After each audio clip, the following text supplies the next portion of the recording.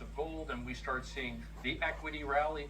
For a long time, people were talking about the soft landing, and maybe that was the reason why equities and yields were both marching higher, but that doesn't explain gold. Gold at that point should either be falling or at least staying flat, but it's rallying too. Why? Because I think everyone is realizing that all of this increased debt load is going to have to be paid for through more inflation, which will decrease at least the real value, if not the nominal value, of that debt. So that means everything priced in dollars has to go higher, and investors are going to demand higher yields on things like treasuries to compensate for those losses.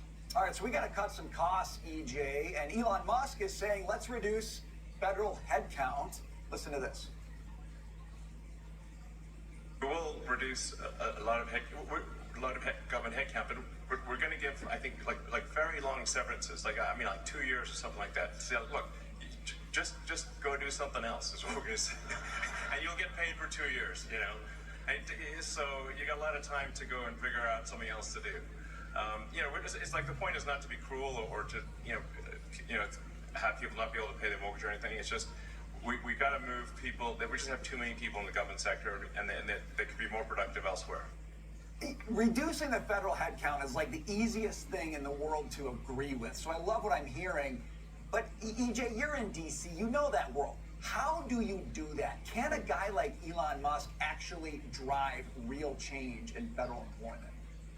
I think so, Brian. Now, it's also going to take some other reforms as well, such as Schedule F. So we're definitely going to need a joint effort here. It's not as if one person can do it all, but that's not to say it can't be done, and it should be done. And frankly, a lot of these people, they're not just simply unproductive government workers, they are counterproductive. What I mean by that is they're helping to do things like implement burdensome regulation, which weigh down the real economy so much, the private productive economy so much, that it actually harms economic growth. In other words, we are better off paying these people very long severances, like Mr. Musk is describing there, than paying them to do their job, because their job does so much more damage to the real economy than just their salaries. That's a good point. EJ, Bernie Sanders on with Maria Bartiromo over the weekend. Listen to this. The folks out there who got that $1,400 check when people were losing their jobs and small businesses were going on, yeah, we did that. If you want to ask my view and many economists, the reason that we saw a spike in inflation, which is now going down, was not because of that, because of corporate greed, record-breaking profits on the part of food industry, other corporations charging us off-the-wall prices. I think that had a lot to do with inflation. The prices weren't off the wall. They were a result of what was happening in the marketplace. And as a matter of fact, food prices really haven't come down. Yet they go on with this narrative that the big supermarkets are price gouging you. We didn't do anything wrong when we spent $6 trillion, EJ.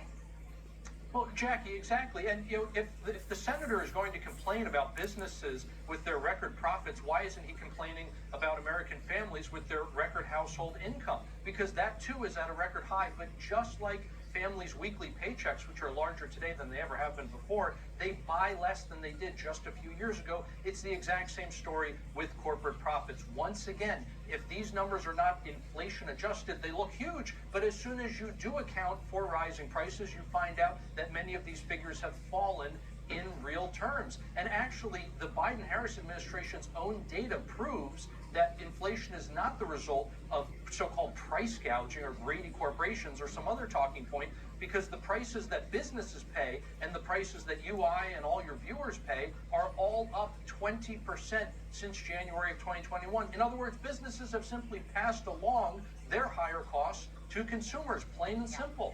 EJ, the best way to do that is like what you said, track PPI versus CPI. They're going up at the same rate. We're all just paying higher prices because that's what the producers are charging. Thank you so much. We appreciate it. Thank you.